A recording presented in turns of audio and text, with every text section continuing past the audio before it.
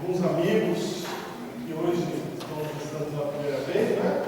Hoje nesse momento dessa conferência, seja aí a Meire, tudo bem, Meire? Seja bem-vindo, viu? Sinta-se em casa. O pessoal que tem em volta da Meire, abraça a Meire ali, viu?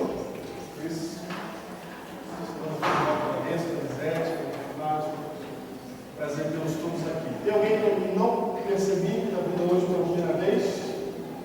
A pessoa não vai levantar a mão. Quem está do lado tem que apontar assim, ó. Já veio. Acho que tem mais alguém? Muito bem. Sejam todos bem-vindos. Nós estamos aqui nessas noites estudando a palavra de Deus. E ontem nós terminamos falando sobre o amor de Deus, que é a sua característica mais essencial. Deus é amor. Mas, embora Deus seja amor, nós temos um problema para harmonizar. Na verdade, são dois. Primeiro, Deus é amor. Mas esse mundo é um mundo de sofrimento. E aí vem o segundo problema. Ele é amor e ele pode todas as coisas. Aí a gente fala, ué, se ele pode tudo, eu estou dentro de uma lata, tá? Ontem à noite eu saí dela, mas eu voltei. Se Deus é amor, ele pode tudo, por que tem sofrimento? E harmonizar essas duas ideias para nós tem sido um problema, e hoje a gente vai entender por quê. Por que tem sido um problema para nós harmonizar isso? O que acontece assim? Nós vamos abrir a Bíblia agora e tentar descobrir o que acontece no nosso mundo. Para começar, a gente tem que ir então no início, né, de tudo. No começo, eu vou deixar essa luz aqui já apagada, não tem problema não, só essa daqui. O som poder aqui para todos os lados. E o começo é o primeiro livro da Bíblia, o primeiro capítulo da Bíblia, Gênesis.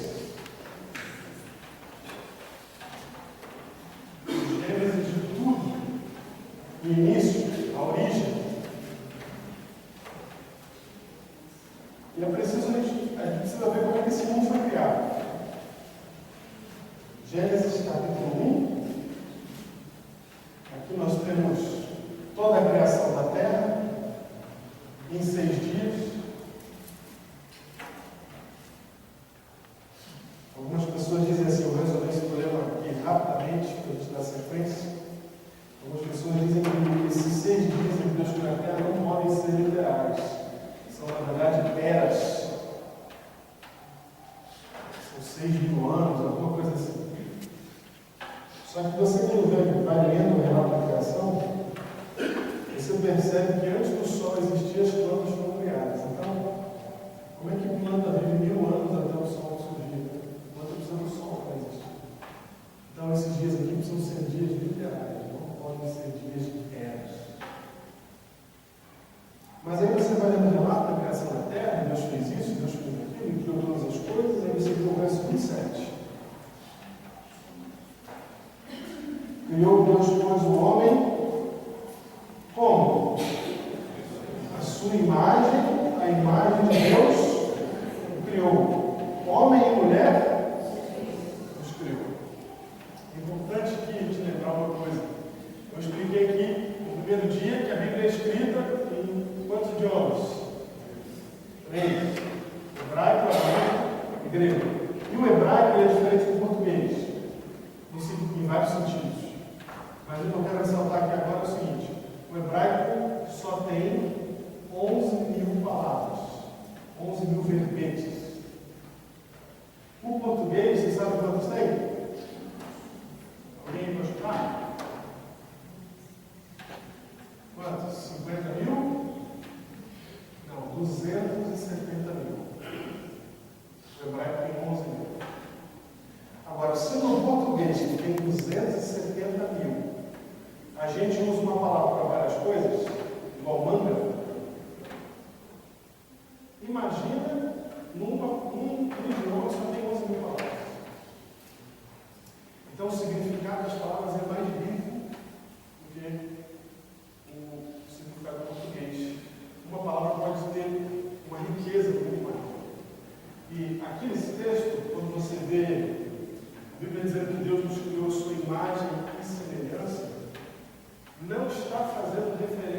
forma física, mas está fazendo referência aos atributos. Tanto que diz assim, fizemos a nossa imagem e semelhança, homem e mulher os criou. Então, quem é mais semelhante de Deus, homem ou mulher? Os dois? E a figura física dos dois é igual? Não. Entendeu, né? Está falando dos seus atributos. Deus criou, então, o homem à sua imagem e semelhança. Deus é perfeito? Deus é amoroso? Então o homem foi feito como? Perfeito e amoroso. Verso 31. Fecha aí o capítulo. Depois que Deus criou tudo, o que diz aí? Viu Deus tudo quanto fizera, e eis que era o quê? Muito bom. E aí houve tarde de manhã, o sexto dia. Então, quando Deus criou todas as coisas, tinha defeito? Tinha alguma coisa fora do lugar? Tinha uma peça solta? Deus não soube ligar ainda? Deus é perfeito. Deus criou perfeito. Estava tudo no seu devido lugar e era muito bom. E nós fomos criados à semelhança de Deus. Vamos entender um pouquinho mais o que isso quer dizer. Quando fala em bom, existe no nosso mundo hoje uma ideia de que aquilo que é bom tem que ter um pouquinho de mal. Faz parte da vida, as coisas são assim. Tudo que é bom tem um pouquinho de mal para balancear. Será que Deus, então, ele não fez tudo bom e perfeito, né? Para equilibrar as coisas? Não vai conseguir para equilibrar? João capítulo 1 explica para a gente isso. Qual é o conceito de equilíbrio para Deus? João capítulo 1. A gente vai ler o verso 4.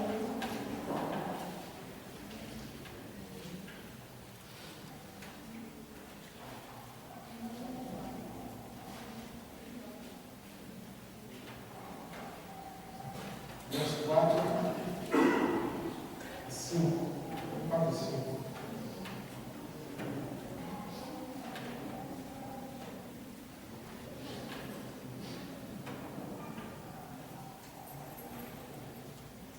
A vida estava nele, e a vida era a luz dos homens. A luz resplandece nas trevas, e as trevas não prevaleceram contra ela. Nosso Deus, a gente viu ontem, uma das características dele é que ele mora onde? Na luz. E tem como ter trevas junto da luz? Não tem, por quê? Porque as duas são antagonistas. A luz manda embora as trevas. Não tem como as duas coexistirem. Agora vai para o capítulo 8, mesmo livro de João.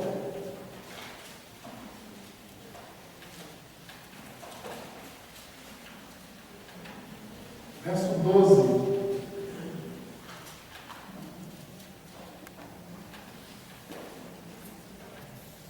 João 8, versículo 12.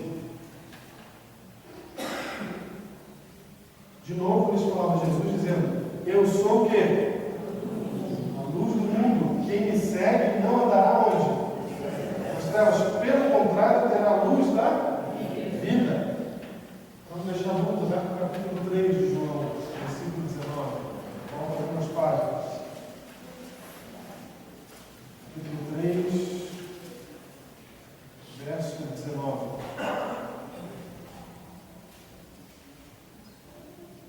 O julgamento é este: que a luz veio ao mundo e os homens amaram mais as trevas do que a luz, porque as suas obras eram más.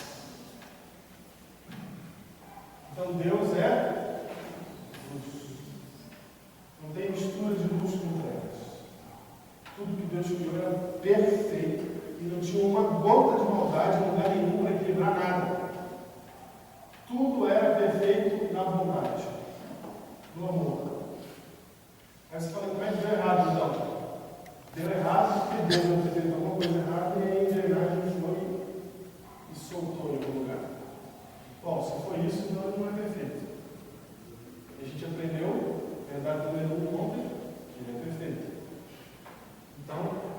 deu errado é porque ele não ligou e deixou Deus cuidar.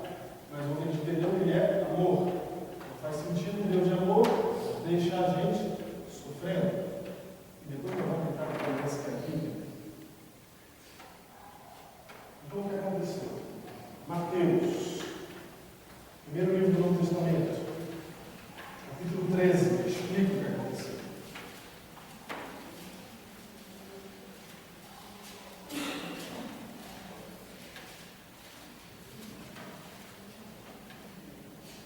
Mateus, capítulo 13, verso 24 a 29.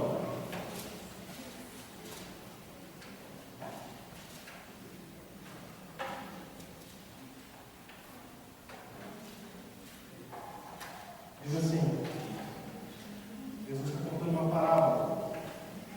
Outra parábola ele nos propôs dizendo: o reino dos céus é semelhante ao homem que semeou boa semente no seu campo. Como é que era a semente que esse homem plantou? Boa. Quando Deus criou o mundo, como é que era a semente? Boa. Verso 25. Mas enquanto os homens dormiam, veio o inimigo dele e semeou o joio no meio do trigo e retirou-se. Quem dormia foi o homem que plantou? Foi? Não. Quem que dormia? Os homens. Veio o inimigo dele e semeou o joio no meio do trigo e retirou-se. E quando a erva cresceu e produziu fruto, apareceu também o joio. Então, vindo o servo do dono da casa, lhe disseram: Senhor, não semeaste boa semente no teu campo? Da onde vem, pois, o joio? Ele, porém, lhes respondeu: o inimigo fez isso. Mas os servos lhe perguntaram: queres que vamos e arranquemos o joio? Olha só, quando você vê um problema, qual que é a vontade? Arrancar fora. Então a gente está sofrendo no mundo? Está. Aí Deus tem poder e Deus é amor. Por que ele não arranca fora o sofrimento? É simples na nossa cabeça. É assim que pensa o servo. Plantou o inimigo, plantou a coisa errada, arranca fora o que está errado. Mas aí que ele responde: não. E não de exclamação, né? Não. Replicou ele: para que ao separar o joio, não arranqueis também com ele o trigo. Gente, dessa palavra depende todo o raciocínio hoje, então presta atenção. Ele fala assim: a gente não pode arrancar, porque se a gente arrancar, pode ser que com ela vá também o quê? O trigo. Por quê? Vou te explicar. Alguém aqui é agricultor, já plantou trigo e já viu o que é joio? Também não. Então é o seguinte: o joio é uma sementinha, é uma erva daninha que cresce junto com o trigo. E ela é igual ao trigo. Ela tem a mesma cor que o trigo. Ela parece trigo. A diferença é que quando você come ela é amarga e ela vai fazer você passar mal. Mas você não sabe a diferença do joio para o trigo até que chegue a hora da colheita. Quando chega a hora da colheita, o joio é preto e o trigo amarelo. Então só na hora de colher é que você sabe quem é quem. Até a hora de colher você não sabe quem é.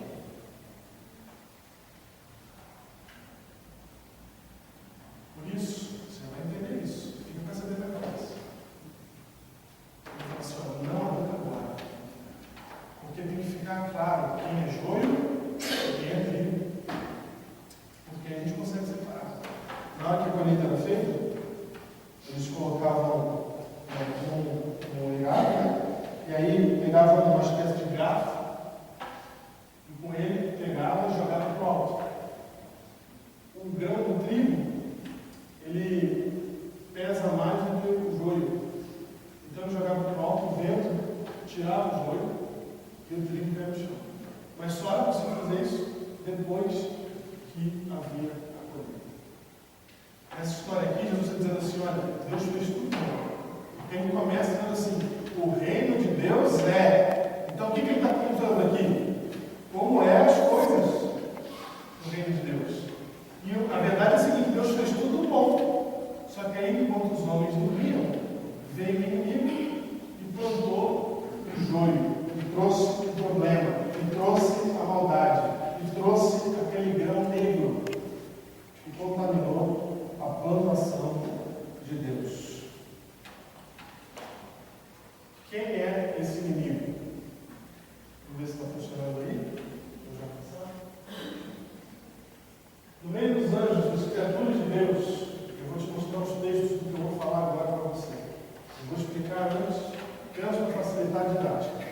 no meio dos anjos de Deus, os primeiros seres criados por Deus.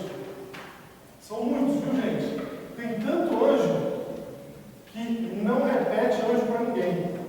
Só para você ter uma ideia, o seu anjo é só o seu anjo, e ele não é anjo mais de ninguém, e ele nunca foi anjo de mais ninguém. E se algum dia Deus te defenda de você morrer aqui nessa terra, ele não vai ser reencaminhado para outra pessoa. Entendeu? Agora pensa comigo. Quanta gente já viveu nesse mundo? Muita gente, né? E tem um anjo para cada um e sobra. Porque não é só a gente. Tem um anjo para cada um, perdão. E desse tanto aí, ainda saiu uma leva rebelde, que você vai saber agora dessa história. O que acontece então é que um dos anjos de Deus, já vou mostrar para vocês o nome dele, ele era um querubim cobridor. O que é um querubim cobridor? É esse anjo aqui, ó, que fica do lado do trono divino. É um anjo, vamos dizer assim, privilegiado, que ele fica mais perto de Deus do que qualquer outro anjo. Ele fica do lado do trono da glória de Deus. Esse homem, esse anjo aqui, começou a crescer no coração dele um desejo de ser mais do que o que ele era. Vamos olhar esse texto aí na Bíblia? Abra sua Bíblia então em Ezequiel, capítulo 28. Antigo Testamento, livro de Ezequiel, capítulo 28.